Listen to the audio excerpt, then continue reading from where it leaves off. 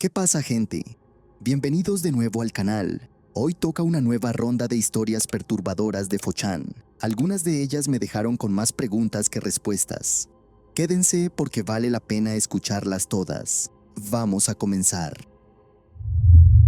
Trabajé varios años cortando césped en un fraccionamiento cerrado del condado de Fairfield, Connecticut. No voy a decir el nombre del lugar, digamos que está entre Westport y la costa, con casas de 2 y 3 millones, portón con guardia, cámaras cada 50 metros y ese silencio raro que tienen los barrios donde nadie sale a la calle. Yo entraba los martes y los jueves con la camioneta de la empresa. Éramos 3 cuadrillas para todo el fraccionamiento, pero yo agarré la ruta este porque nadie más la quería. Casas grandes, jardines grandes, propietarios pesados. A mí me daba igual, prefería lidiar con clientes exigentes que con mi jefe. Una de las casas de esa ruta era la de un tipo al que le decíamos Whitman, 60 y algo, delgado, siempre en camisa blanca, aunque hiciera calor. Trabajaba en seguros, creo, o algo así. Vivía solo. Nunca le vi mujer, hijos, ni perro. Solo él, un Lexus gris y una casa de piedra con techo de pizarra que parecía sacada de una revista. La primera vez que fui a cortarle el césped, en la primavera de 2019, me hizo salir de la máquina antes de empezar. Me dio la mano y me llevó caminando hasta la esquina del fondo, donde el jardín se junta con un muro de piedra bajito. Ahí había un cuadro de tierra de más o menos 4 metros por 5, cubierto de un césped que se veía igual que el resto. Esta parte no la toques, me dijo, ni con la podadora, ni con la desbrozadora, ni con nada. Ahí abajo hay plantas raras que traje de Oregon. Son delicadas. Yo las cuido a mano. Le dije que sin problema, me pagaba bien y en efectivo, propina fija en Navidad, cheque en junio por el trabajo grande. En este oficio, aprendes rápido a no hacer preguntas. La mitad de los clientes tienen manías raras. Uno no quería que pisáramos el lado sur del garaje porque decía que ahí estaba enterrado su gato. Otra señora exigía que no usáramos el soplador después de las 11 porque su marido dormía de día. Cosas así. Whitman al menos era educado, me saludaba, me traía agua en botellas si hacía calor, y en 3 años no cambió una sola vez lo que me pidió. No toques la esquina, nunca, ni en primavera cuando todo crece, ni en otoño cuando hay que juntar hojas. Yo lo respetaba, pasaba con la máquina a 1 metro de esa zona y nada más. A veces miraba de reojo y veía que el césped ahí estaba un poco más alto, un poco más amarillento que el resto, pero no era mi problema. Si él decía que eran plantas de Oregon, eran plantas de Oregon. El 4.º año, mayo de 2022, la cosa cambió. Whitman se fue de viaje. Me avisó por mensaje una semana antes. Decía que estaría en Portugal unas 3 semanas, que no me preocupara por él, que dejaría un sobre con el pago debajo del tapete de la puerta lateral. Me pidió que siguiera con el trabajo normal. El primer martes de su ausencia llegué como siempre, a eso de las 9:30. Hacía calor para ser mayo, 27 grados y el aire quieto. Se olía el mar aunque estuviera a 10 millas. Empecé por el frente, después el costado del garaje, después el fondo. Todo bien. Cuando llegué a la parte de atrás, iba pensando en otra cosa. Mi hermano me había llamado esa mañana por lo de mi madre, que se había caído en la cocina otra vez y había que hablar de la residencia. Iba con la máquina en línea recta hacia el muro, calculando por costumbre, y me distraje un segundo. Me di cuenta tarde. La rueda izquierda de la cortadora ya había entrado en la esquina prohibida como medio metro. Frené. Apagué el motor. Me bajé para revisar. El susto que me pegué no era por Whitman. Era porque en ese medio metro, la cuchilla había levantado el césped entero, como una alfombra. Se había venido en un solo pedazo, arrastrando la tierra pegada por debajo, y debajo de esa tierra, en lugar de más tierra, había una superficie gris. Al principio pensé piedra, después me agaché. Cemento colado, plano, con la textura fresca todavía, un poco áspero. No era una losa vieja, se veía claro que llevaba menos de un año ahí. Los bordes estaban limpios, sin musgo, sin manchas de agua, sin nada de lo que le pasa al concreto viejo en Connecticut después de un invierno. Barrí un poco más con la mano, la losa seguía. Aparté otro trozo de tepe con el pie, con cuidado, más cemento. Empecé a caminar en el borde de la zona prohibida, midiendo con pasos, 4 metros de un lado, 5 del otro, rectángulo perfecto, del tamaño de una habitación chica, como un dormitorio de servicio si uno lo piensa. Me quedé parado ahí unos segundos. El sol pegaba fuerte. Se oía un cortacésped a lo lejos, en otra manzana, un pájaro, nada más. Pensé varias cosas al mismo tiempo. Pensé que a lo mejor era una piscina que había empezado y no terminó. Pensé que a lo mejor era el techo de un refugio de tormentas. La gente rica hace esas cosas. Pensé en las plantas de Oregon y después me acordé de que hacía como 14 meses, cuando volví de las vacaciones de primavera, la zona esa estaba removida. Me acuerdo porque Whitman me había dicho que había estado renovando y que por favor no me acercara todavía, que dejara pasar unas semanas. Yo no le presté atención en su momento. Era la parte del jardín que igual no tocaba. Puse el trozo de césped de vuelta en su sitio. Lo apreté con la bota, con el pie, con las manos. Lo mojé un poco con la manguera que tenía al lado del garaje para que asentara. Cuando terminé, se veía casi igual que antes. Un ojo que no supiera lo que había abajo no notaba nada. Terminé el resto del jardín como si nada. Recogí las bolsas, cargué la máquina, cerré el portón lateral. Metí el sobre del pago en la guantera sin abrirlo. En la salida del fraccionamiento saludé al guardia con la mano, igual que siempre. Me acuerdo que él estaba tomando café en un vaso de cartón y me hizo un gesto con la cabeza. Manejé de vuelta a mi casa sin poner música. No sé por qué, normalmente pongo la radio. Esa noche llamé a mi hermano, es 10 años mayor que yo y estuvo 22 años en la policía estatal antes de retirarse por lo de la rodilla. Le conté todo, del principio, sin adornar, los 3 años de la esquina prohibida, las plantas de Oregon, la losa, las medidas. Estuvo callado un rato largo. Después preguntó 2 cosas. Preguntó si había tocado algo con las manos sin guantes. Le dije que sí, la tierra, pero que había tenido guantes puestos casi todo el tiempo. Después preguntó si alguien me había visto en la zona esa. Le dije que no, que la casa está al fondo del terreno y el vecino más cercano está a 50 metros con árboles de por medio. Me dijo, no te metas más. No vuelvas a hablar con él de nada raro. No le mandes mensaje diciendo que pasó algo. Actúa normal. Le pregunté si tenía que denunciar.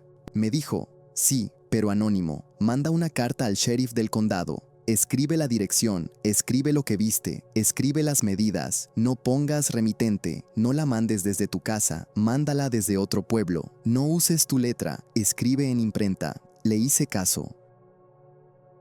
Al día siguiente compré un sobre en una gasolinera de Norwalk. Escribí la carta con letra de imprenta como una hora. La metí en un buzón azul cerca de una estación de tren. Puse el nombre de la calle, el número, la descripción de la zona y las medidas. Puse que la losa se veía fresca, de menos de un año. Puse la fecha aproximada en que Whitman había renovado el jardín. No firmé nada. Después seguí trabajando normal. Whitman volvió de Portugal a principios de junio. Me mandó un mensaje diciendo que le había gustado cómo había quedado el jardín. Me pagó la propina extra que siempre pagaba en junio. Yo le contesté con 2 palabras, gracias, patrón, y seguí yendo los jueves como si no hubiera pasado nada. Pasaron 6 semanas. Miraba las noticias locales todas las mañanas. El periódico del condado, los canales de Hartford, los blogs de vecinos, nada, ni una nota sobre esa dirección, ni una orden de registro, ni un allanamiento, nada de nada. A mitad de julio hablé con mi hermano otra vez. Le dije que no había pasado nada. Se quedó callado y después dijo, puede que no fuera lo que vos pensás, puede que sí. En los 2 casos, ya hiciste tu parte.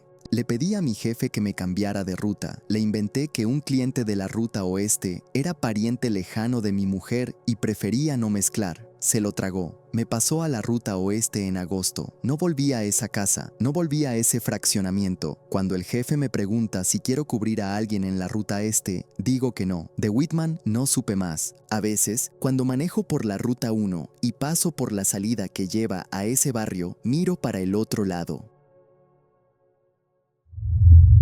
El laboratorio de sueño de Stanford no es el sitio siniestro que la gente se imagina cuando uno les cuenta a qué se dedica. Es un pasillo con puertas beige, luz fluorescente que zumba bajito y 3 habitaciones acondicionadas para que los sujetos duerman como si estuvieran en un hotel medio decente. Colchón normal, sábanas blancas, una lámpara con regulador. La única diferencia con un cuarto de hotel es la maraña de cables que sale del cabecero y termina en la sala de control, del otro lado del cristal ahumado. Ahí estoy yo, en un pupitre con 2 monitores, café frío y un termo azul que compré en un CVS del Camino Real. En abril del 2021, corríamos un protocolo sobre sueños lúcidos, una semana por sujeto, 4 sujetos en total, escalonados, electroencefalograma, electrooculograma, tono muscular, cámara infrarroja, micrófono ambiental, lo estándar. La idea era detectar el momento exacto en que un durmiente entrenado tomaba control de su sueño y correlacionarlo con marcadores en el EEG.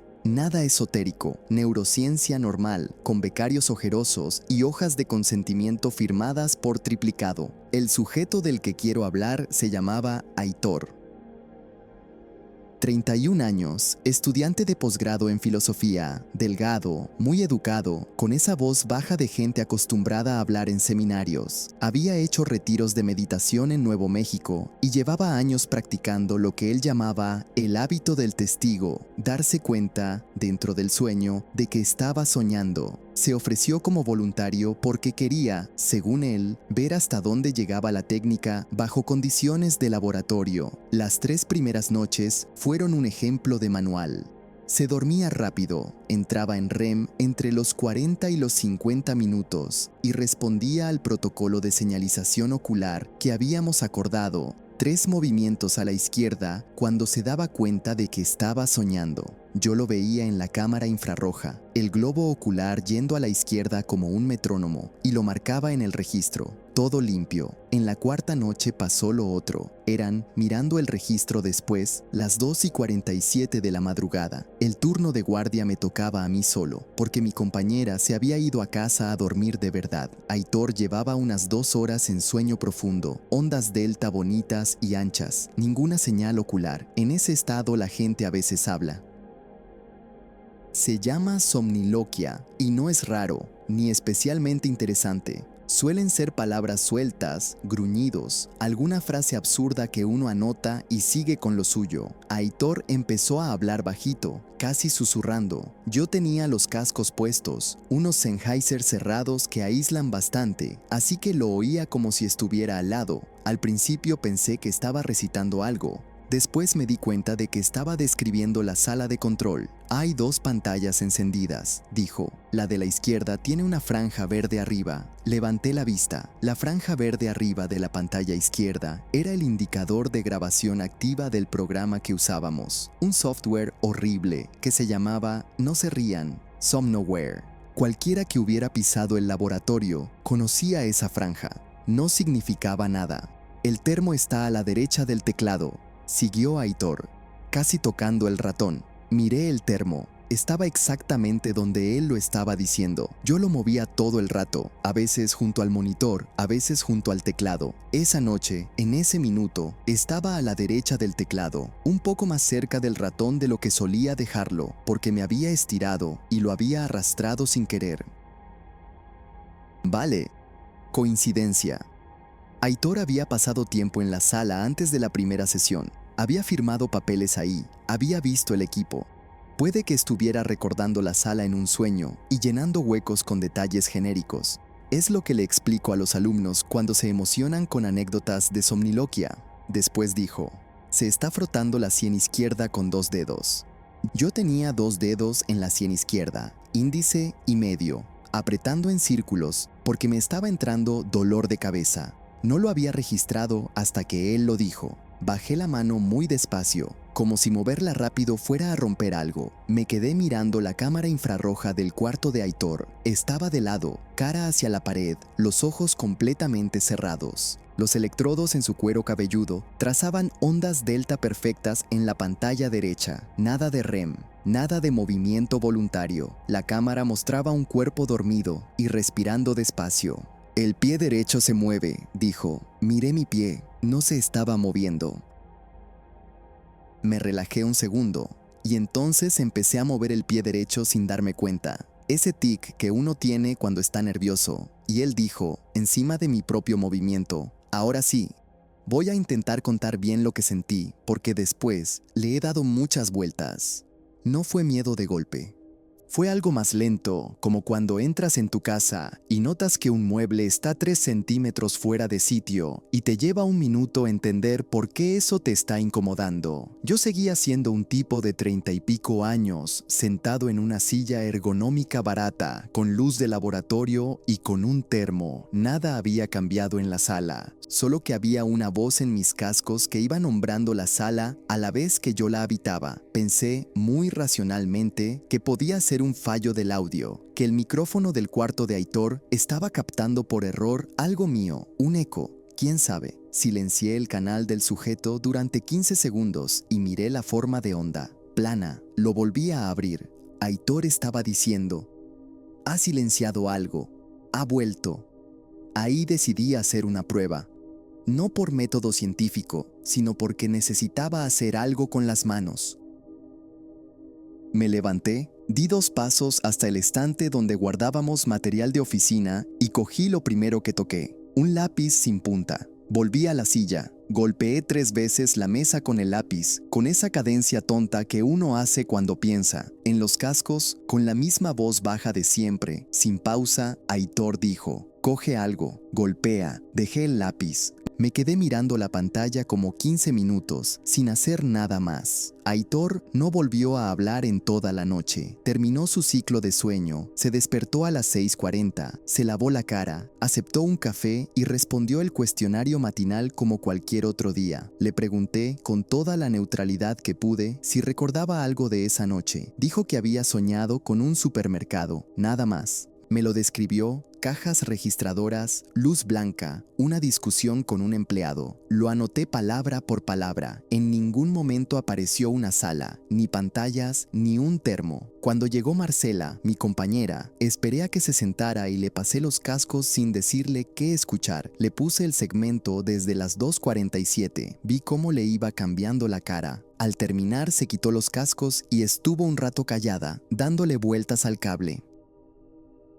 Me dijo, con calma de investigadora, que había 3 explicaciones plausibles. Una, memoria previa de la sala más azar estadístico en un monólogo largo. 2, contaminación acústica, mi propio ruido colándose de vuelta por el sistema y siendo procesado como voz del sujeto. 3, una forma extrema de lo que llamamos micropercepción hipnopómpica, el cerebro dormido captando estímulos sutiles y verbalizándolos con retardo cero. Le dije que había pensado en las 3. Le dije que ninguna explicaba la sincronía. Aitor no estaba describiendo lo que yo había hecho hace un minuto. Lo describía mientras lo hacía, en algunos tramos, medio segundo antes. Marcela se quedó otro rato callada. Después dijo que le pareciera lo que le pareciera. Teníamos protocolo. El material iba a los datos brutos. Nada más. Aitor terminó su semana sin ningún otro episodio. Recibió su compensación, firmó la salida y se fue caminando por Campus Drive con una mochila y una gorra azul. No volvimos a coincidir. Cuando publicamos el estudio, 1 año y medio después, la 4ª noche del sujeto, 3 aparece en el apéndice de datos brutos, con su marca de tiempo y su forma de onda. Cualquiera que descargue el material puede oír los 3 minutos y 14 segundos de somniloquia. En el cuerpo del artículo no se menciona. No teníamos que decir de ellos que pasara una revisión por pares. A veces, cuando estoy solo de guardia en la sala, muevo el termo de sitio a propósito, sin ningún motivo, solo para comprobar que sigo siendo yo quien decide dónde va.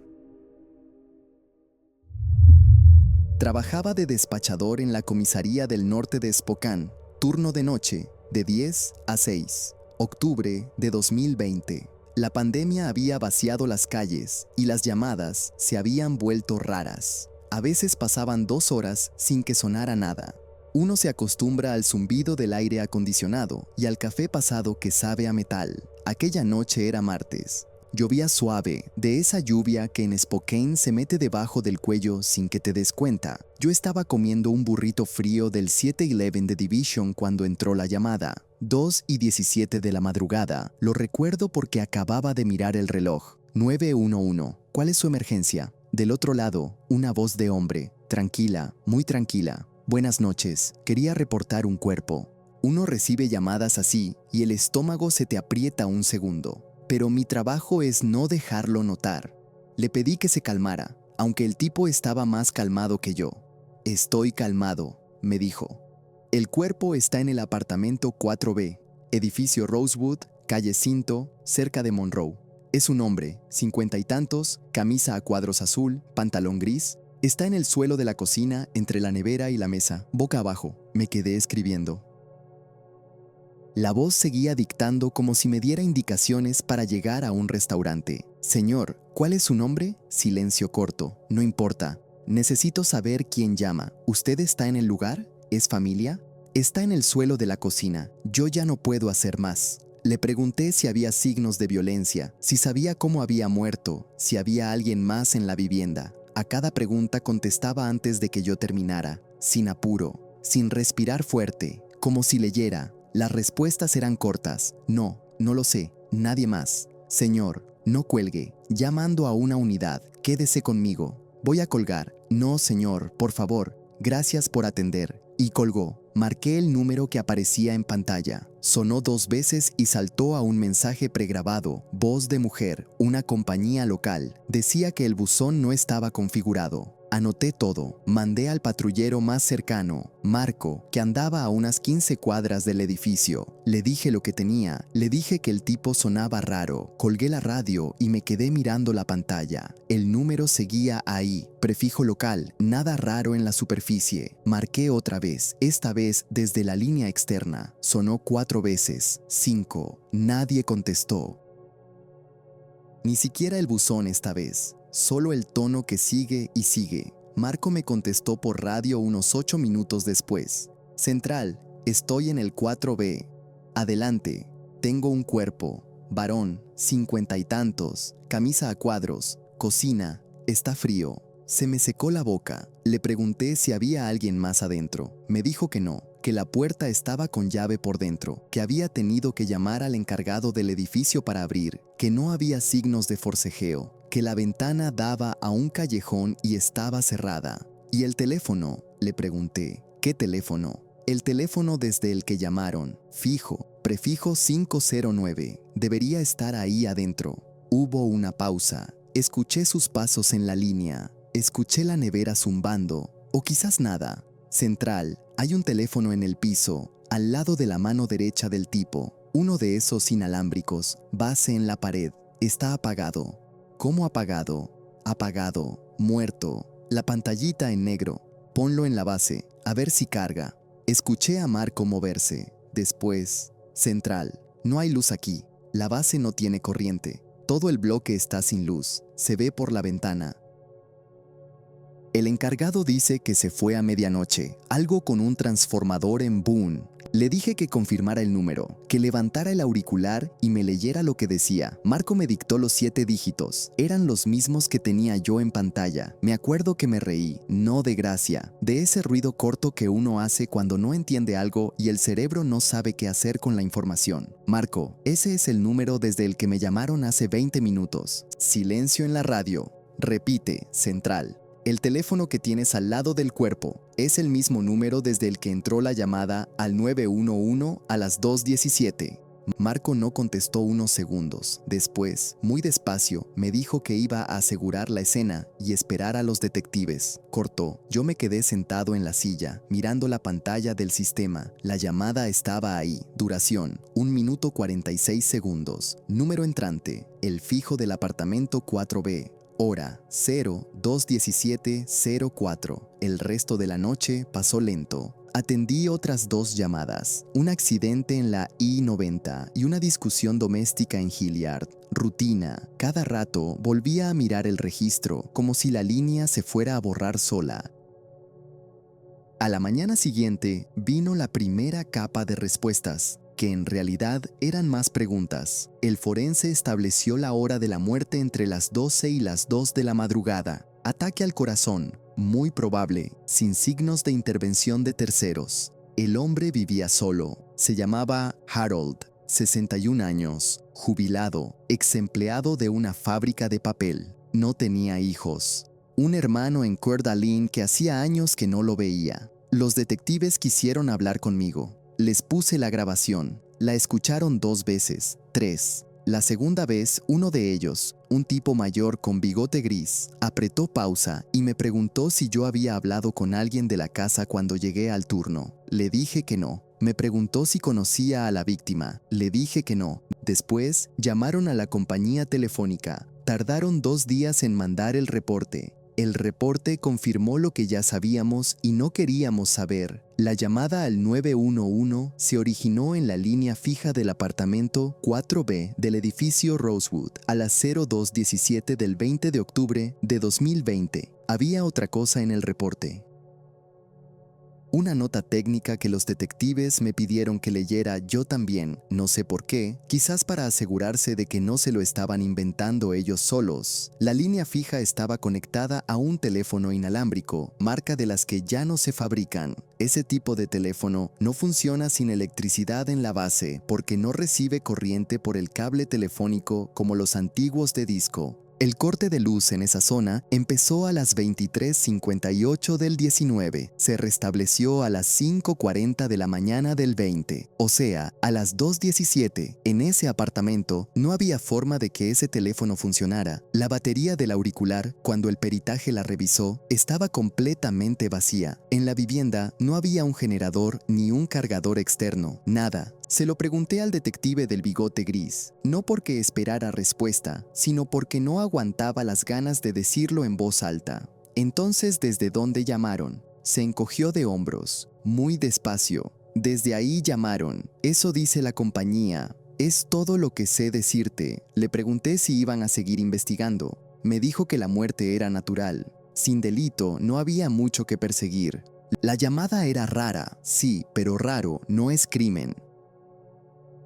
Guardaron el expediente en un cajón, no cerrado, pero tampoco abierto. Uno de esos casos que quedan en el archivo con la etiqueta de pendiente y ahí se van poniendo amarillos. Una tarde, semanas después, pasé en coche por la calle Cinto, sin proponérmelo. El edificio Rosewood seguía ahí, 3 pisos, ladrillo, ventanas altas. La del 4B tenía cortinas blancas. Se me ocurrió aparcar y mirar el buzón para ver si ya habían puesto otro nombre. No paré. Seguí de largo hasta Monroe y volví por otra calle. Yo seguí trabajando el turno de noche unos meses más. Después pedí cambio a diurno, no exactamente por miedo. Las noches se me empezaron a hacer largas de otra manera. Cada vez que entraba una llamada a las 2:17 me daba un vuelco. Pasó 2 veces. Ninguna era nada. La grabación sigue en el sistema, hasta donde sé. 1 minuto 46 segundos. La voz del hombre dictando la dirección. Mi voz preguntando cosas. El silencio corto antes del no importa. Y al final, el gracias por atender, dicho como quien cierra una puerta con cuidado para no despertar a nadie. Gracias por quedarte hasta el final. Cuéntame en los comentarios qué historia fue la más memorable para ti. Y si quieres seguir disfrutando de más relatos, revisa los demás videos del canal. Hasta luego.